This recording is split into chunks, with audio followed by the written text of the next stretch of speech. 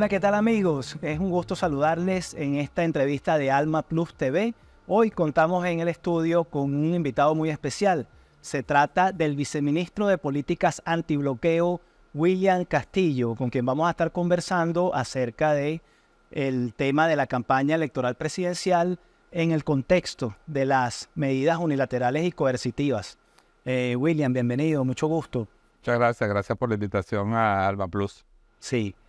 William, si tú tuvieras que definir con una metáfora el impacto de las sanciones, ¿cuál utilizarías? Mira, creo que la metáfora que mejor define lo que ha pasado en Venezuela es cómo hemos vivido la agresión, la conspiración más grande de nuestra historia, que ha sido una conspiración centrada en lo económico, pero que ha incluido los ataques al Estado venezolano, a sus autoridades, a sus funcionarios, a los activos de la República. Y ha atacado fundamentalmente al pueblo venezolano. Hay una expresión que ha sido popularizada por dos economistas estadounidenses que han llamado esto un castigo colectivo. Yo creo que esa es la idea que resume. Es decir, buscando atacar al gobierno, buscando debilitar la democracia venezolana, intervenir desde afuera en la democracia venezolana, se castigó inmisericordiamente a todo el pueblo venezolano. Así que yo creo que esa es la frase que mejor define, de alguna manera, o resume lo que ha pasado. Ahora, ¿qué le dirías tú a esas personas que aún a estas alturas, después de 9 años de asedio, todavía relativizan o desestiman el impacto negativo que efectivamente tuvieron las sanciones? Bueno, yo creo que tanto en Venezuela como fuera de Venezuela es muy importante que esto se difunda y que los medios pues permitan a la gente conocer. Yo creo que lo primero es que tomemos conciencia de lo que ha pasado. Es decir, nos anclemos en la historia reciente, en nuestro relato, en las cosas que le hicieron a Venezuela, en la forma en que fue puesta ante el mundo como un Estado paria, como un Estado fallido, como una sociedad en hambruna, como una sociedad destruida, a partir de una agresión que efectivamente logró afectar severamente la economía, porque no hay ninguna duda de que en Venezuela se desató una hiperinflación, que fueron devastados los salarios, los ingresos de los trabajadores, que fueron cortados el ingreso en divisas del país y por lo tanto los servicios públicos, los presupuestos públicos se vieron afectados severamente. En función de hechos reales, se construyó una narrativa para invisibilizar lo que se estaba haciendo y mostrar solamente los efectos externos. Entonces, creo que el pueblo venezolano ha venido adquiriendo conciencia de esta historia reciente. Esta historia va a cumplir 10 años. En diciembre de este año, vamos a cumplir 10 años de una ley que aprobó el Congreso de Estados Unidos contra Venezuela. Es decir, que ya vamos a vivir una década bajo medidas coercitivas unilaterales, bloqueos, persecuciones, agresiones. Y creo que hoy el pueblo venezolano, que ha ido madurando, que ha ido viendo y que hoy está en un proceso de recuperación, ha ido tomando conciencia. Yo creo que lo primero es que la gente se informe, que la gente vaya más allá de lo que dicen las noticias y que pueda con sus propios ojos y su propia conciencia ir descubriendo lo que pasa. En ese proceso, William, tú has estado al frente de un equipo que ha hecho un trabajo enorme, ¿no? En el observatorio de todo el tema de las sanciones. Tienen una página web, han hecho un trabajo, yo diría que de hormiguita, de recabar las estadísticas, de hacer un registro de todo eso que hemos vivido, que es algo inédito, ¿no? ¿Qué metodología utilizaron? ¿Cómo hiciste para liderar ese equipo? Bueno, en Venezuela, aunque está sufriendo, como te dije, vamos 9 años, casi 10 años de estas medidas, y el Estado venezolano estuvo respondiendo, digamos, sin tener un instrumento jurídico, estuvo respondiendo, digamos, a la coyuntura, a las medidas, pero no tenía una estrategia nacional. En el año 2018, el presidente Nicolás Maduro lanzó el programa de recuperación económica que ya dictó unas pautas. Y en el año 2020 le pidió a la Asamblea Nacional Constituyente, que estaba activa en ese momento, que aprobara una ley que es llamada la Ley Antibloqueo. En esa ley se creó el Observatorio Venezolano Antibloqueo con el objetivo de investigar, registrar, sistematizar, documentar el proceso de agresión. Nosotros hemos desarrollado una metodología de investigación que tiene dos bases. Una, la propia ley, que define toda la agresión, que define cuáles son las medidas que se están aplicando en Venezuela, y por supuesto los informes internacionales de Naciones Unidas porque estas son medidas ilegales a la luz de la Carta de Naciones Unidas del Derecho Internacional.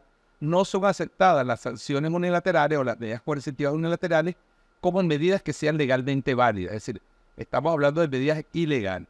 Bajo ese parámetro, digamos, conceptual, nosotros hemos desarrollado una metodología que nos ha permitido identificar hasta esta fecha 930 medidas coercitivas unilaterales, medidas de agresión, medidas de extorsión, medidas de coacción, captura de activos, bloqueo de recursos en el sistema financiero, persecución a personas y a sus familias, persecución a empresas, organismos públicos, captura de los recursos de Venezuela en bancos, en el sistema financiero internacional. Entonces hemos ido desarrollando una metodología que nos ha permitido ir viendo los impactos en la industria petrolera, en las finanzas públicas, en el sector salud, en el sector alimentos. Y ese es el trabajo, digamos, con el apoyo de las instituciones públicas y de investigadores de nuestras universidades, que nosotros hemos ido construyendo y que le permite al país tener una posición y una forma de demostrar lo que ha pasado.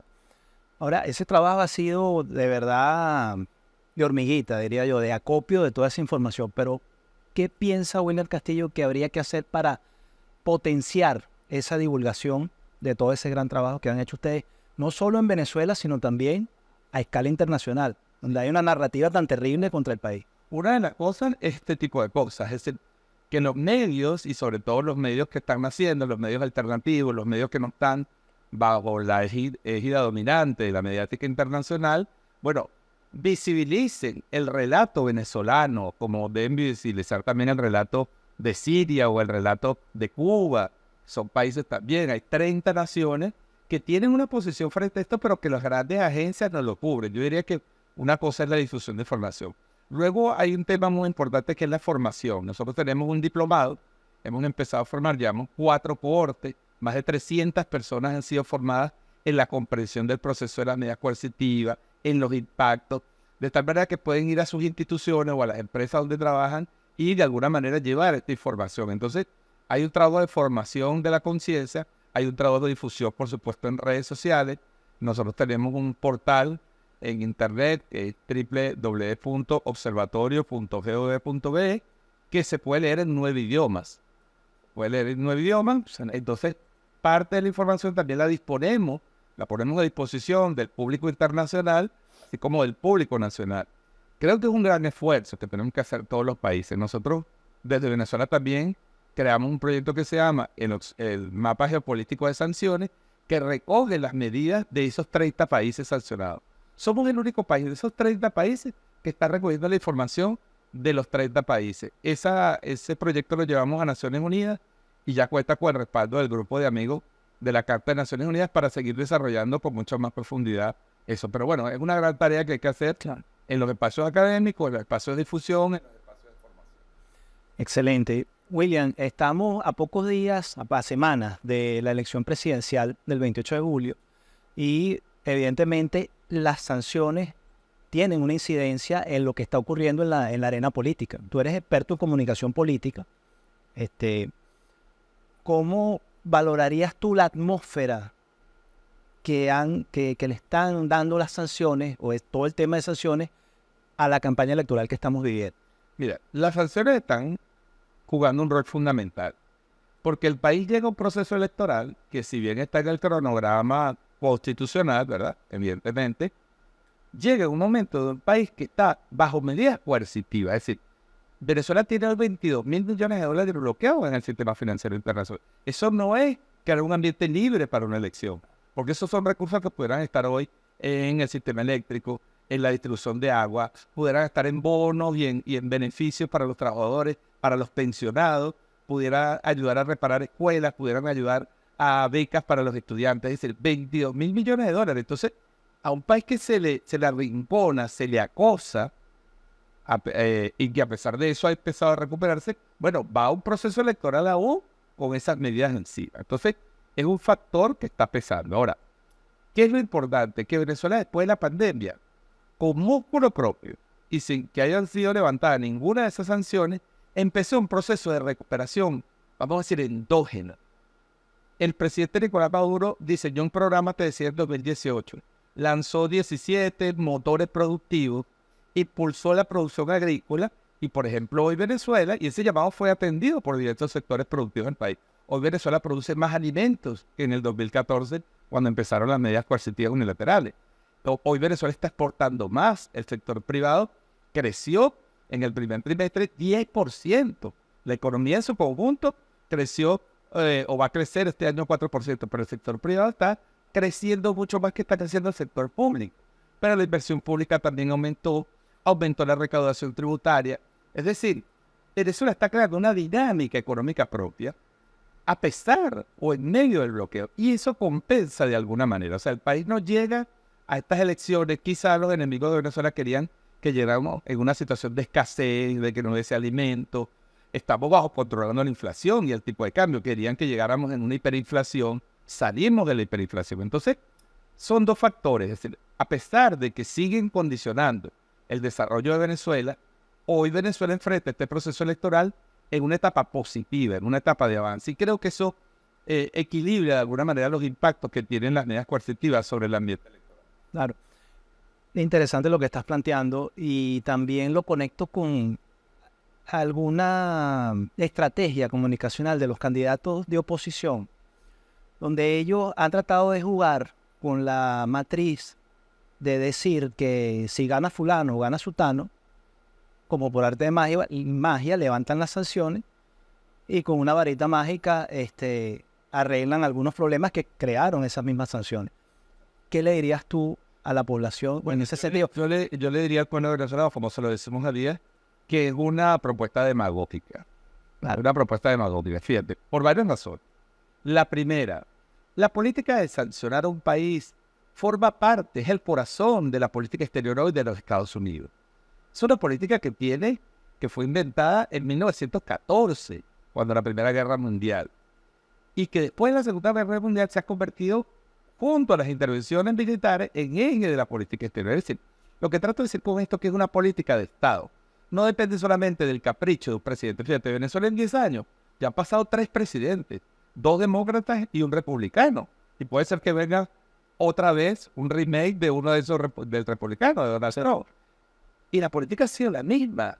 Es decir, esto no depende de la voluntad de un líder que diga, yo como soy de oposición, no. La oposición no incide en el diseño de la política exterior. Es al revés.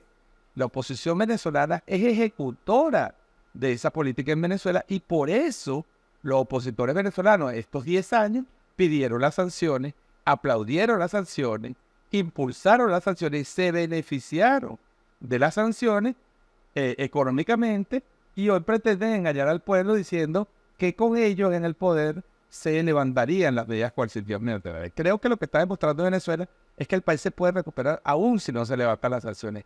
Y eso es un ejemplo mucho más poderoso, mucho más potente y mucho más esperanzador para el pueblo de Venezuela. Se parece mucho a la oferta de la última cola, ese tema de... Absolutamente, se parece, bueno, como dicen ahora los muchachos, se parece igualito, se parece igualito, porque, bueno, hay una oferta demagógica, ¿verdad? Había una situación ciertamente ya de escasez en el país, de guerra económica interna, de sabotaje económico, y bueno, mucha gente creyó en la oferta de la última cola, y eso fue desdeñado, y la oposición se montó en un plan de pedir sanciones para buscar derrocar al gobierno.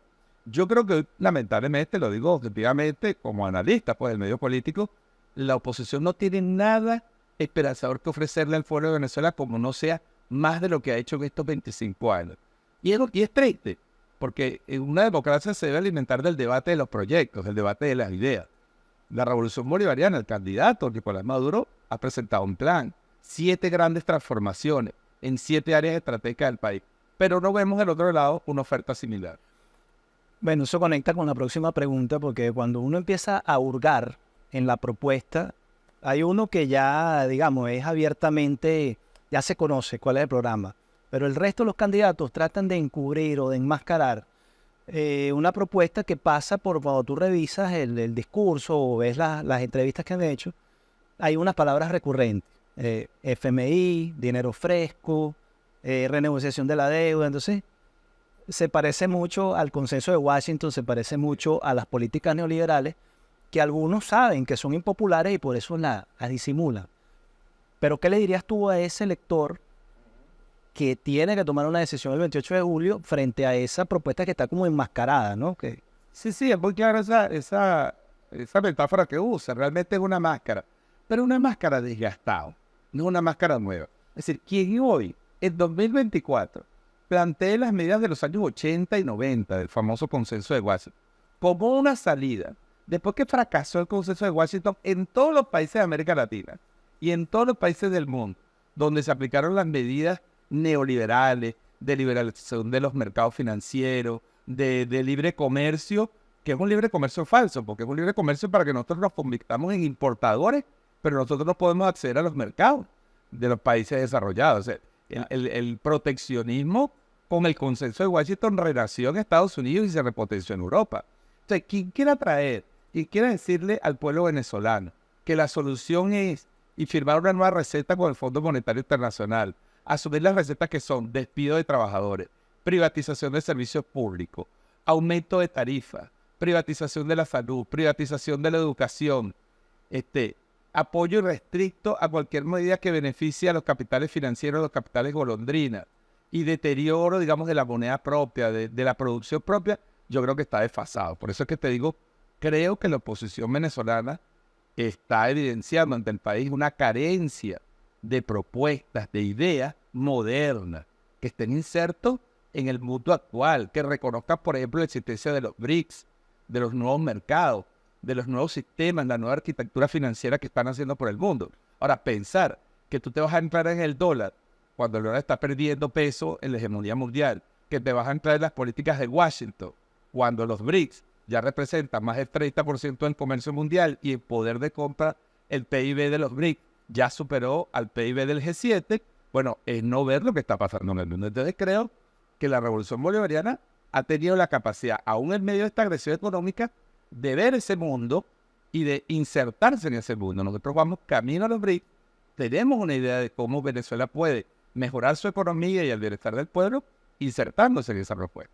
Claro, hay otro tema que es bastante sensible, que tiene que ver con el efecto de las migraciones en el núcleo de cada hogar. Y ese tema lo han trabajado, yo diría que burdamente, buscando explotar la fibra sensible. ¿Cómo lo analizarías tú, ese tema? Sí, la migración es un tema central de es un problema del país. Es doloroso, es uno de los problemas, es una de las secuelas del bloqueo más dolorosas que nos ha dejado, que es la separación de miles de familias venezolanas. Lo primero, hay una gran manipulación porque hubo una estrategia para inducir la migración. O sea, se indujo una migración. Y luego, con el deterioro de la economía, por supuesto, hubo una migración económica. Eso es un hecho reconocido. Pero ha habido una gran manipulación por los migrantes. Se ha prestado más bien para que gobiernos como los del Iván Duque recibieran recursos para atender a los migrantes que nunca los implementó, que nunca atendió. Nuestros migrantes más bien son despreciados, son humillados, son instrumentalizados por la política de partidos de derecha y gobiernos de derecha en el mundo y después son dejados en el camino porque el plan no les funcionó. Entonces, claro, hay una realidad. Más allá de los números, nosotros no creemos que haya 8 millones de venezolanos en el extranjero. Nosotros rechazamos absolutamente esa manipulación, pero es verdad que hay un volumen importante y que Venezuela tiene que hacerse cargo de ese problema porque ya somos un país de migrantes. El presidente Nicolás Maduro acaba de lanzar una gran misión, ha convertido el plan Vuelta a la Patria en una misión para atender integralmente, para que los venezolanos vayan a sus consulados, podamos reabrir consulados de muchos países que están cerrados y reciban la protección consular y la protección diplomática que como venezolanos tienen derecho. Entonces, bueno, es un trabajo duro, es un trabajo largo, porque en el caso de Estados Unidos, bueno, nos cerraron todos los consulados y siguen hoy cerrados. Hay que reconstruir esa relación. Lo hemos logrado reabrir algunos países como Colombia, gracias al presidente Petro. Pero es verdad que muchos ciudadanos venezolanos se sienten desprotegidos porque esa estrategia de cambio de régimen de sanciones implicaba desconocer al Estado venezolano, cerrar nuestra presencia diplomática y terminar manipulando y usando a los migrantes. Entonces, es un problema en el cual el presidente está comprometido a resolver, a atender, por ejemplo, que los migrantes terminen su bachillerato en línea, que ahora se puede hacer, reciban subtítulos universitarios o subtítulos de bachiller, puedan tramitar más rápidamente todos sus documentos, se establezca un vínculo permanente entre su familia aquí y los migrantes afuera, se reconozcan a los niños venezolanos que han quedado en situación de apátridas en otras partes del mundo. Es decir, son problemas extensos, pero son derivados de toda la agresión que sufrió Venezuela. Hay que romper eso. Evidentemente es un problema que no depende muchas veces de nosotros, sino de otros gobiernos. Y hay gobiernos que en esto se han abierto al diálogo y otros que no todavía. William, ya nos está empezando a presionar el tiempo. ¿Tú sabes cómo es este tema de la televisión? Bueno, tú lo viviste en TV Foro. ¿Qué nos estamos jugando los venezolanos el 28 de julio? Sí. Creo que nos jugamos no solo los próximos 7 años del país. Creo que nos jugamos el futuro de Venezuela en este siglo. Y nos lo jugamos en el buen sentido de decir, vamos a una disputa democrática donde hay una propuesta de un lado, hay una visión, hay un proyecto de país, hay un liderazgo individual personificado el presidente Maduro y colectivo en la revolución bolivariana. Hay un conjunto de ideas. Al proyecto chavista bolivariano se le puede acusar de haber cometido errores. Por supuesto que lo hemos cometido. Pero tenemos una visión, tenemos un proyecto. Somos una realidad política, somos una identidad, una cultura política. Frente a eso hay división, vacío, peleas por el liderazgo, peleas por el dinero. No hay una propuesta clara al país. Yo creo que el país tiene que apostar a la paz, a la estabilidad, a la recuperación económica que se ha logrado aún en medio del bloqueo y seguir el camino trazado por Hugo Chávez, que es un camino de justicia, de igualdad, de bienestar para todos. Creo que esa es esencialmente la decisión que tienen frente a sí los venezolanos y venezolanas. Excelente. Bueno, el presidente Maduro ha dicho también, y la vicepresidenta Delcy Rodríguez, que se inicia una nueva etapa, o sea, que hay lo peor ya pasó y que viene una nueva etapa desde el punto de vista económico, y desde ya se está convocando un gran diálogo nacional. ¿Con qué mensaje para ir concluyendo? Sí, mira, creo que ese es un mensaje central. Venezuela ha logrado paz política, está logrando la recuperación económica. Tenemos que zanjar el tema del diálogo entre todos los sectores del país. Tenemos que fijar una coordenada para lo que resta del siglo. La Constitución es el paraguas que nos protege a todos. Dentro de la Constitución podemos diferir lo que sea, en todos los puntos, pero no podemos ir contra la Constitución. Hay que desechar el golpismo, desechar el fascismo que está creciendo en el mundo y que se quiere inyectar aquí, los discursos de odio, y reconocer que todos tenemos responsabilidad quizás en la situación del país. Yo creo que el presidente Maduro es el único líder que está capacitado política, conceptualmente, y tiene el liderazgo nacional para conducir una reconciliación nacional y a un diálogo que le va a abrir las puertas al desarrollo y a la prosperidad de Venezuela. Excelente.